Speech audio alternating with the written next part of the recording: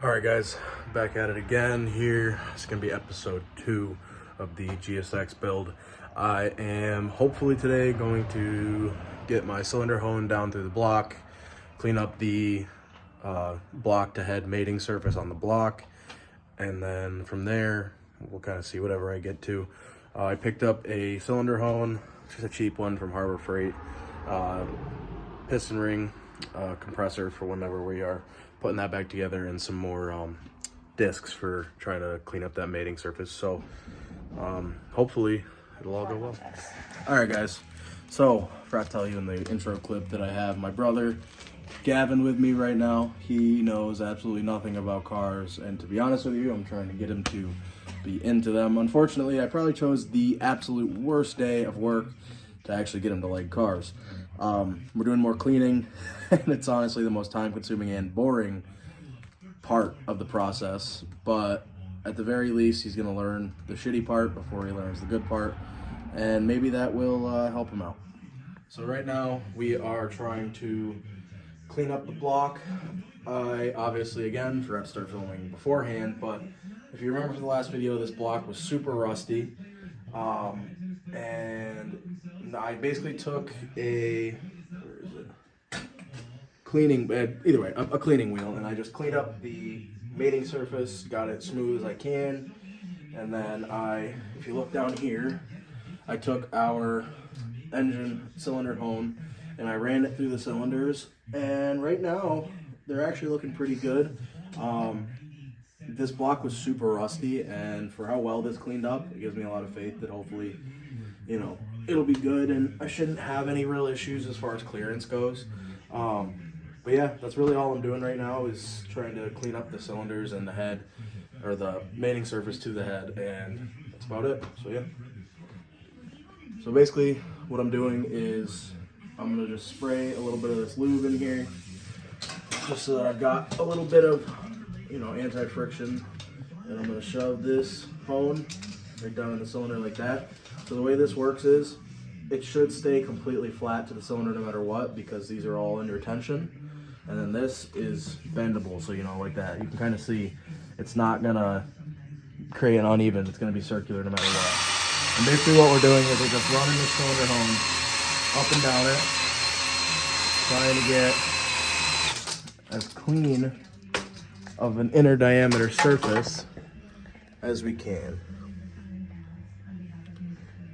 But right now you can see we've got the mating surface pretty flat. It's a little dirty from all that shit getting flung around on it, but it's still pretty clean. The cylinders are coming out pretty good, and we should hopefully, maybe in the next video, start assembling this thing. That being said, I do have to find some longer bolts so that I can put this motor on an engine stand, because the bell housing bolts aren't long enough. There's like one that might be long enough, but I just need to go find some that'll thread in so that I can put this on the motor stand so that we can start assembling it, get the bottom end nice and clean, and then hopefully get it assembled and start trying to put it back into the car. Footage when you agree, just me scrubbing away.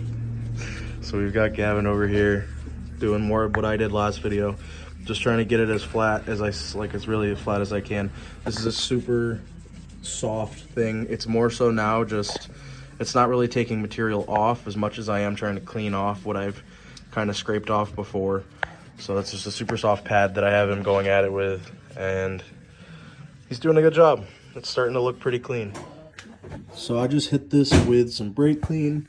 As you can see, the cylinders are looking a lot cleaner, a lot better, right? Not bad. There is some more stuff I should probably go over on the head real quick. Nothing too bad, but apart from that, it's starting to look pretty good, and I'm gonna have to make sure I coat this in oil, because you can see it's already starting to rust over just from the water in the air. So as long as I get that nice and coated, we should be good for the next time that I come up. What's up, guys? It's All right, guys, so back again. This is gonna be the same episode as the last one. I've got the engine on an engine stand now. I found, you would not believe how much of a pain in the ass it is to find bolts long enough with this thread pitch. It was not fun. But now that I do have it out, I've got the girdle off of the old block. Like I did the last time, I cleaned out the cylinders and the mating surface. I just cleaned off the oil pan mating surface, and now I'm going through trying to clear out all of the bearing journals and get everything cleaned out so that I can start hopefully constructing this bottom end here soon. I think I'm going to order a new oil pan because the one that came with the car has a enormous amount of junk in it, and I don't think it's going to be worth my time to like try and clean it out. It's like 60 bucks for a new oil pan. I'd rather just buy it. So yeah, that's what I'm working on today. So this car is going to be balance shaft deleted, so there's a bearing that you have to get out and rotate.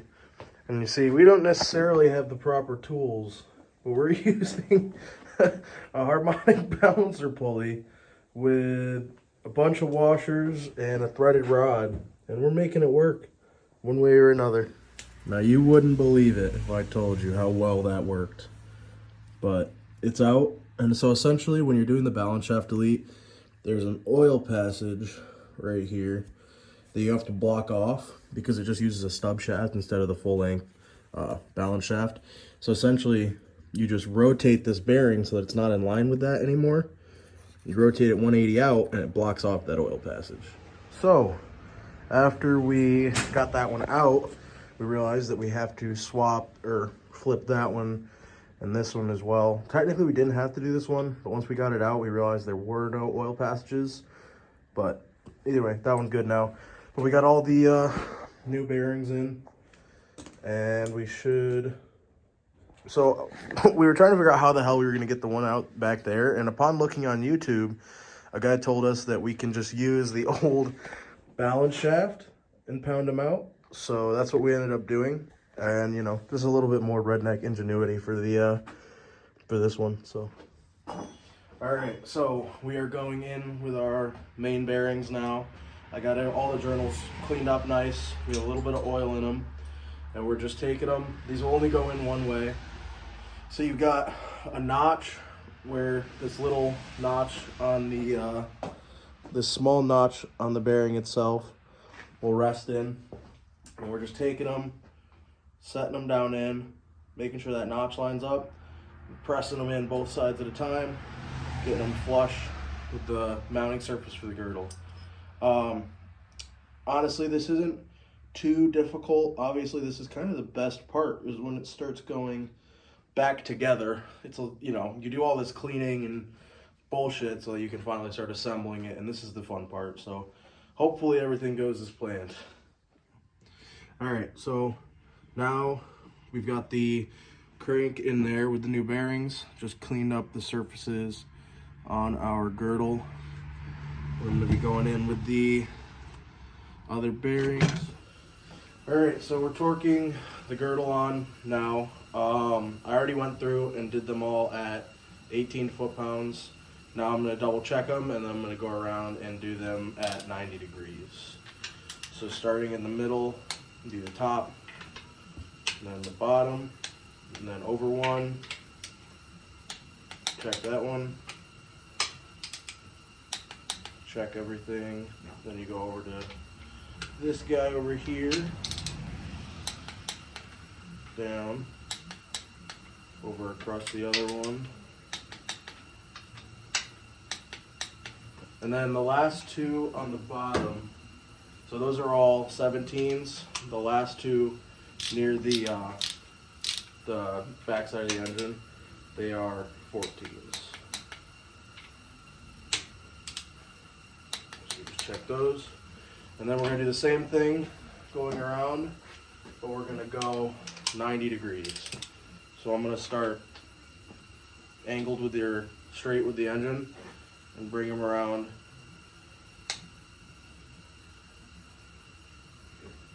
Jesus.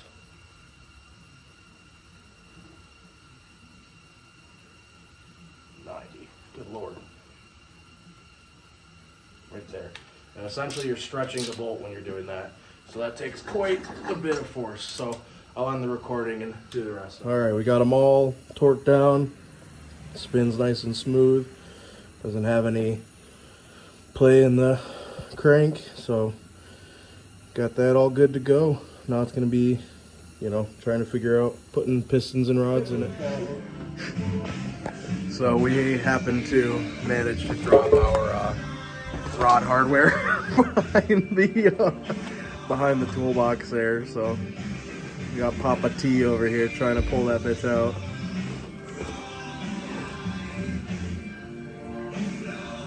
So close.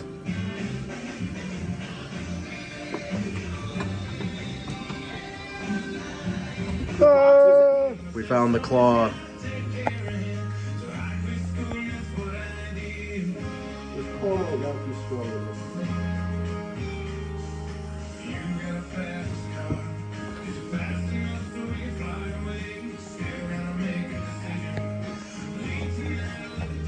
We got one. Oh my god, we got the gasket. Oh, oil pan Yes. gasket. Yes. So because we're doing a balance shaft delete, I have to take this oil pump apart, and I had to install this stubby shaft, just bolt it in and then torque it down, and then you just reinstall it on your oil pump here, and then you just take your cover, you got to reinstall that like, just got to press it on like that. Then you got your 4 bolts. Get those started.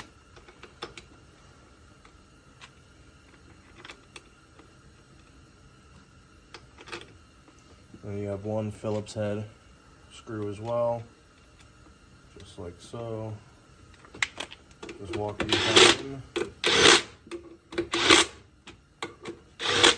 So you'll set those a little tighter with a ratchet afterwards, but for the sake of time, just like that.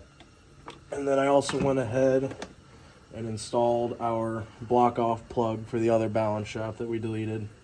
So now it's more of a matter of just installing this on there. I kind of want to wait until after I have the pistons in. Right now I ran into an issue with my rod hardware, and I just want to make sure I take my time to get my piston rings right. So for now, I think that's going to be all we do on the car. Alright guys, so I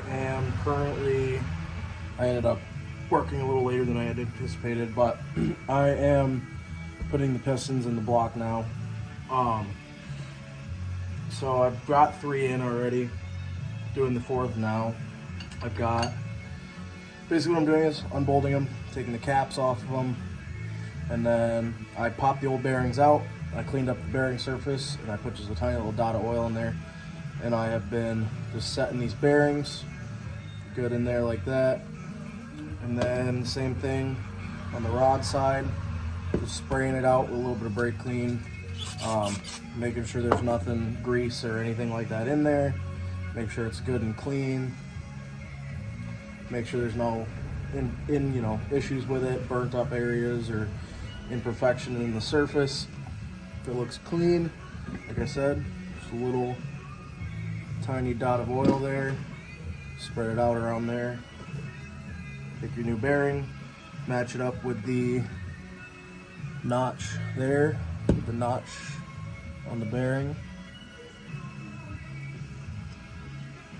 Pop it right down in like that. And then after that, we can start working our ARP rod hardware through it.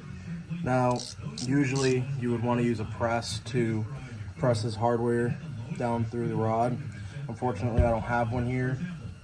So basically what I'm doing is I'm just slowly, very carefully working the hardware up through the bottom of the connecting rod using the supplied nuts. So I'm just gently trying to work side to side, trying to pull those bolts up through,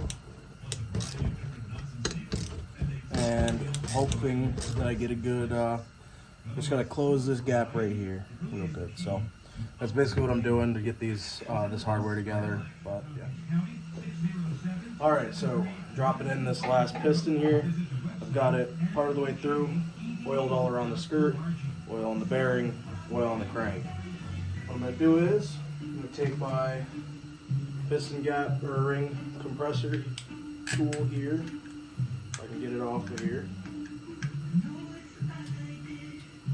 take the ring part of it, stretch it out and around that piston so that it compresses around those rings.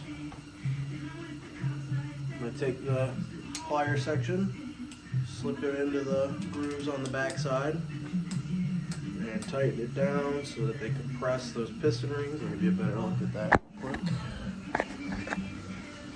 Just like this, pistons down inside, rings are all compressed. And then I'm going to take a dead blow. I'm just going to use the handle of it and just lightly tap it down in, just like that. That'll come right off. And then just tap, tap, tap. Make sure your arrow is pretty straight. Just like that, so it bottoms out. And then we'll flip it over and put the hardware in. So, to torque these down, ARP recommends you use their fastener assembly lubricant. And you just take a little bit, put it on the head or the flat surface of the nut, as well as the threads on the stud. And then you're going to go ahead and torque these to 26 foot-pounds. Get these all moved up real quick.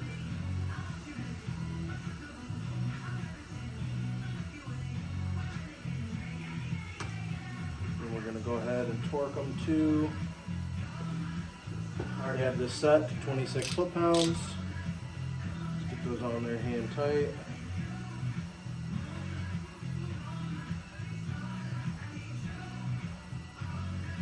And we're going to go ahead and helps you in the right direction. Torque these to 26 foot-pounds.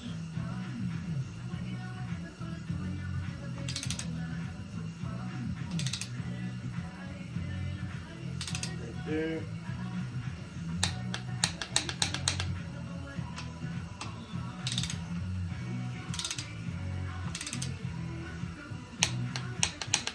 So you got 26 foot-pounds right there.